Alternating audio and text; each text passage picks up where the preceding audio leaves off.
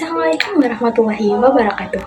Halo semua, perkenalkan saya Alia Graniasi dengan NIM 4142411039 dari kelas SP2. Kali ini saya akan membedah jurnal yang akan saya bahas setelah ini. Jurnal ini disusun oleh si Mamet Wali Abdu, Hawatif Muhammad Abdul Maksud et al. Dengan judul MicroRNA 122 as a biomarker for insulin resistance and risk of cardiovascular disease in obese children pada jurnal Gen Reports volume 36 dan halaman 1-7 yang dipublikasikan pada tanggal 15 Juni 2024. Obesitas pada masa kanak-kanak merupakan penyakit paling signifikan dan terus meningkat di seluruh dunia. Menurut data WHO dan juga UNICEF pada tahun 2023, sebanyak 37 juta anak di seluruh dunia mengalami obesitas atau kelebihan berat badan. Tak terkecuali negara Mesir, 10% anak-anak di negara ini mengalami obesitas, sedangkan 25% negara lain mengalami kelebihan berat badan. Hal ini perlu dikhawatirkan karena anak-anak pada masa prapubertas nantinya saat dewasa ketika mengalami kelebihan berat badan akan rentan terkena berbagai penyakit seperti penyakit hipertensi, diabetes mellitus tipe 2 dan juga penyakit kardiovaskular. Oleh karena itu, perlu dilakukannya atau dicari upaya yang signifikan untuk mengatasi hal ini. Salah satu upaya yang sedang banyak diteliti pada saat ini adalah mikroRNA, yaitu molekul kecil yang berperan dalam mengatur ekspresi gen. Dalam hal ini, mikroRNA 122 menjadi fokus karena memiliki peran penting dalam metabolisme lemak, pengaturan kolesterol, dan juga keseimbangan gula darah. Selain itu, mikroRNA 122 juga dikaitkan dengan perkembangan penyakit kardiovaskular dan juga tingkat keparahannya. Meskipun demikian, informasi mengenai ekspresi mikroRNA 122 pada obesitas, khususnya di Mesir, masih sangat terbatas. Oleh karena itu, penelitian ini bertujuan untuk mengevaluasi perubahan ekspresi mikroRNA 122 serta hubungannya dengan resistensi insulin. Penelitian ini menggunakan subjek sebanyak 100 orang dengan 30 sebagai kelompok normal dan 70 sebagai kelompok obesitas.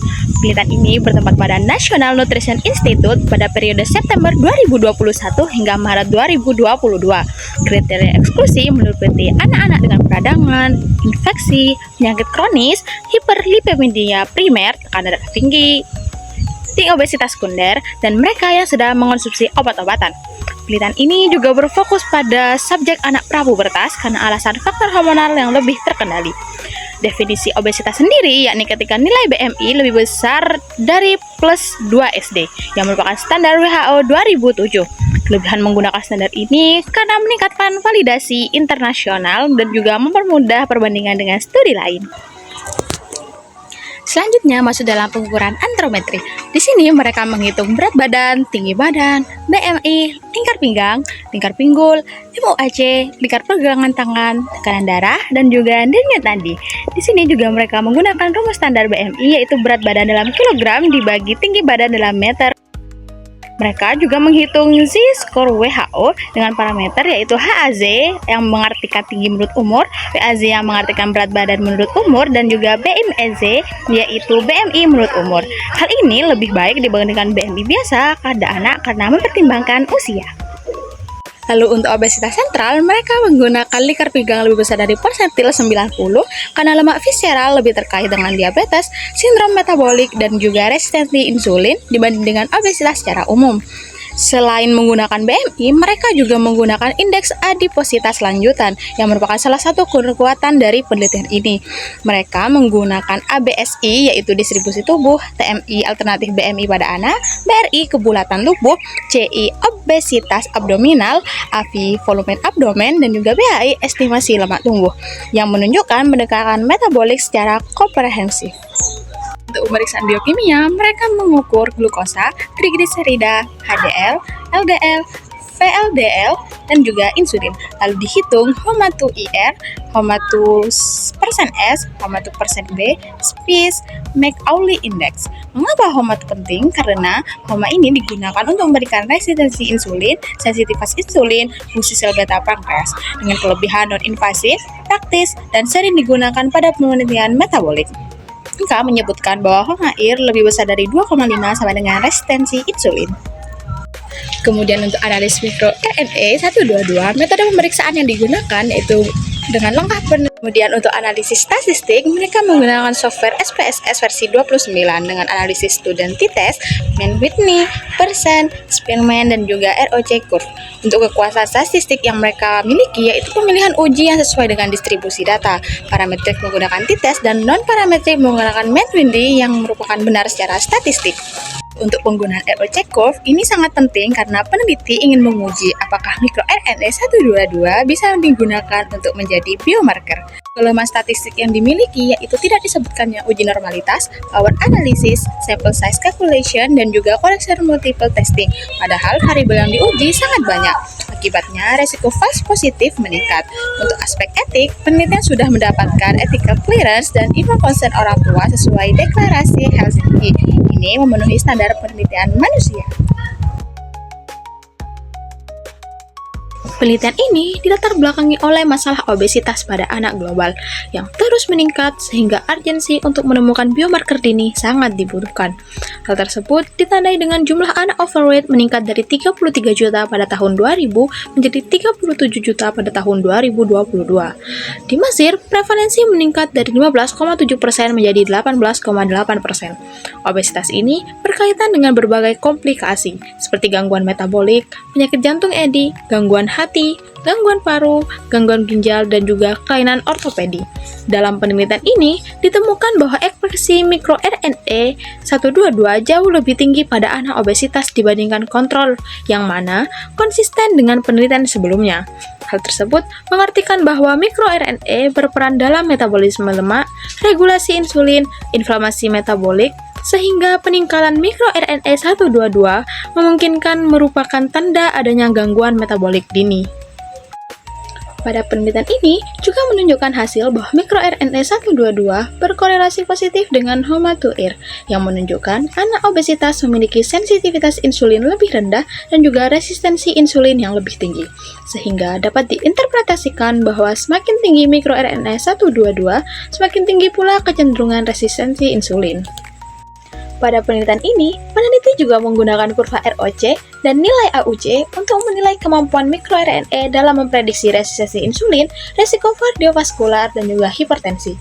ROC digunakan untuk mengevaluasi kemampuan tes diagnostik, dan AUC yang mendekati 1 menginterpretasikan bahwa kemampuan prediksi sangat baik. Hasil yang didapatkan yaitu AUC mikro RNA cukup baik, yang berarti bahwa mikro RNA memiliki potensi sebagai alat screening dini. Pada penelitian ini ditemukan hubungan terkait mikroRNA 122 dengan penyakit kardiovaskular yang menjelaskan bahwa mikroRNA berkaitan dengan aterosklerosis, fibrosis jantung, kekekuan aorta, gagal jantung, dan juga infark miokard. Temuan penelitian menyebutkan bahwa mikroRNA 122 berkorelasi negatif dengan HDL dan berkorelasi positif dengan koefisien aterogenik dan juga cardiac risk ratio. Hal tersebut bermakna bahwa semakin tinggi mikroRNA 122 yang mengartikan bahwa profil lipid semakin buruk dan juga resiko aterosklerosis makin meningkat. Selain hubungan dengan kardiovaskular, juga terdapat hubungan mikroRNA dengan dislipidemia. Anak obesitas memiliki kolesterol total yang meningkat, trigliserida yang meningkat, LDL yang meningkat, VLDL yang meningkat, dan HDL yang menurun. Peneliti menghubungkan hal ini dengan fungsi mikroRNA dalam metabolisme asam lemak, produksi kolesterol, sekresi FDLDL, dan juga diferensiasi adiposit. Dengan mikroRNA 122 dengan hipertensi, penelitian menunjukkan bahwa mikroRNA 122 memiliki kemampuan memprediksi peningkatan tekanan darah. Hal tersebut ditunjukkan dengan mekanisme bahwa mikroRNA 122 dapat menurunkan metabolisme nitrit oxide, menyebabkan disfungsi endotel, dan juga meningkatkan resiko hipertensi. Lalu untuk indikator obesitas sentral, penelitian menemukan peningkatan ABSI, TMI, BRI, JI, BAI, AFI, dan juga massa lemak yang bermakna bahwa anak obesitas memiliki obesitas sentral yang lebih berat. Hal tersebut penting karena obesitas sentral lebih berbahaya dibandingkan dengan obesitas umum. Hal itu karena lebih erat dengan resistensi insulin, inflamasi kronik, dan juga penyakit kardiovaskular. Kekuatan untuk jurnal ini dan pembahasannya yaitu didukung oleh banyak penelitian sebelumnya, sehingga dapat membandingkan hasilnya dengan banyak studi lain dan memperkuat validitas penemuan. Dan juga selain itu, menjelaskan mekanisme biologis yang tidak hanya melaporkan hubungan statistik, tetapi juga menjelaskan jalur molekuler. Selain itu, juga terdapat relevansi klinis yang tinggi karena mikroRNA berpotensi digunakan untuk deteksi dini, stratifikasi resiko, dan juga pencegahan komplikasi obesitas pada anak. Lalu kelemahan untuk pembahasan jurnal ini yaitu sampel yang digunakan terlalu kecil, karena beberapa korelasi tidak signifikan karena ukuran sampel yang kecil.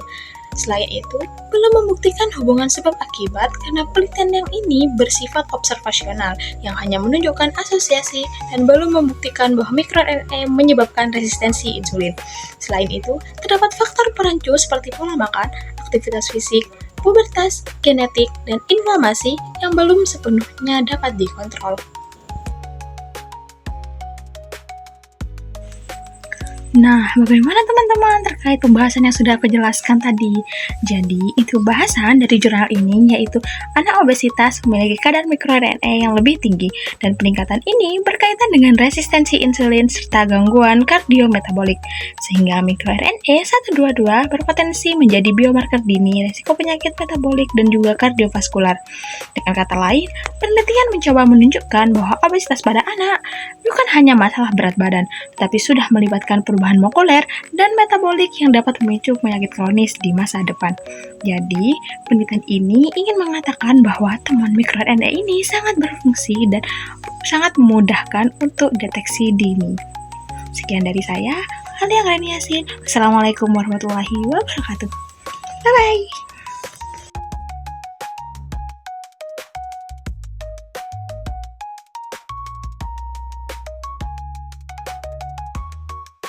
Kemudian untuk analis mikroRNA 122, metode pemeriksaan yang digunakan yaitu dengan langkah penelitian yang pertama, ekstraksi RNA, kemudian uji kemurnian, lalu reverse transcription, dan QRT-PCR.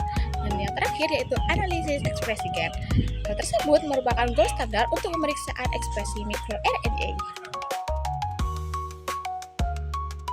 Berdasarkan penelitian yang telah dilakukan, didapatkan hasil bahwa karakteristik antropometrik dan klinis, indeks obesitas sentral, karakteristik metabolik dan rasio risiko aterosklerosis, kadar insulin serum dan indeks resistensi insulin, serta profil ekspresi mikroRNA 122 serum menunjukkan bahwa angka pada anak yang obesitas lebih tinggi daripada anak yang kontrol, yaitu yang normal dengan berat badan yang seimbang.